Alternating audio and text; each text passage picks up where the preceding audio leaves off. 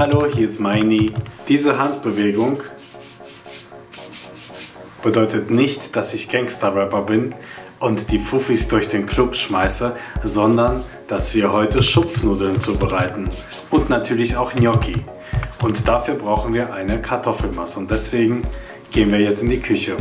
Als erstes kochen wir gleich groß geschnittene, mehlig kochende Kartoffeln in Salzwasser auf, kochen sie aber nur so lange, bis sie gar werden. Wenn man sie länger kocht, saugen sie sich mit Wasser voll und das wollen wir nicht. Wenn die Kartoffeln gar sind, kommt das gesamte Wasser weg und wir stellen den Topf mit den Kartoffeln wieder auf den Herd und lassen sie ausdampfen. 3 bis 4 Minuten. Nach 3 bis 4 Minuten pressen wir bzw. stampfen wir die Kartoffeln zu einer feinen Masse und halten sie im Topf ständig in Bewegung, damit sie weiter ausdämpfen können.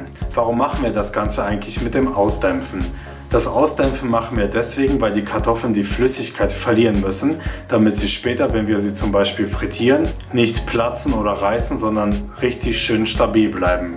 Dann kommen noch Eigelbe dazu, wir rühren das ganz schnell unter sozusagen und dämpfen die Kartoffel weiter aus. Auch dann, wenn auf dem Topfboden ein gelber Belag entsteht. Dann kommen noch natürlich die Gewürze rein und eine Butterflocke darf eigentlich auch nicht fehlen. Viele Köche machen an dieser Stelle noch Stärke mit rein. Wenn die Kartoffeln gut ausgedämpft sind, braucht man wirklich keine Stärke mit reinzugeben. In die abgekühlte Duchesse-Masse geben wir jetzt im Verhältnis von 1:3 Mehl, Grieß oder Mehl und Grieß und vermischen das Ganze. Probiert einfach aus, was euch besser schmeckt. Kartoffelmasse mit Mehl oder mit Grieß oder mit beidem. In Österreich wird auch sehr oft doppelgriffiges Mehl verwendet. Das ist etwas grobkörniger als das normale Mehl. Diesen Kartoffelteig verwenden wir jetzt für beide Beilagen, das heißt für die Schupfnudeln und auch für die Gnocchi.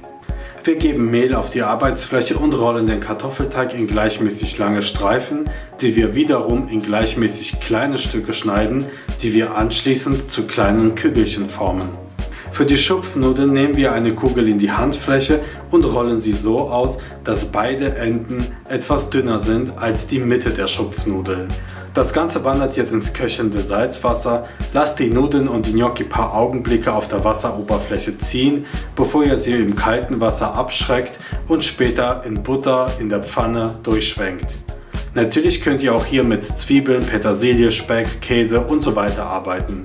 Für die Gnocchi nehmen wir eine Kugel, legen sie auf eine Gabel, drücken so unseren Daumenabdruck rein und auf der anderen Seite entsteht das typische Strichmuster. In der Kochausbildung habe ich gelernt, dass ein richtiger italienischer Koch immer seinen Daumenabdruck im Gnocchi hinterlässt. Aber natürlich gibt es auch die Variante, wo man mit der Gabel drüber gehen kann, beziehungsweise in Österreich habe ich die Gnocchi auf so einem Gnocchi-Brett drüber gezogen. Mit dem Gnocchi-Brett geht es am schnellsten. Die Gnocchi werden genauso wie die Schupfnudeln aufgekocht, gar gezogen und in Butter geschwenkt. Aus dieser Kartoffelmasse kann man natürlich auch Klöße, Fruchtklöße oder beispielsweise Kroketten zubereiten. Die Videos blende ich hier oben ein.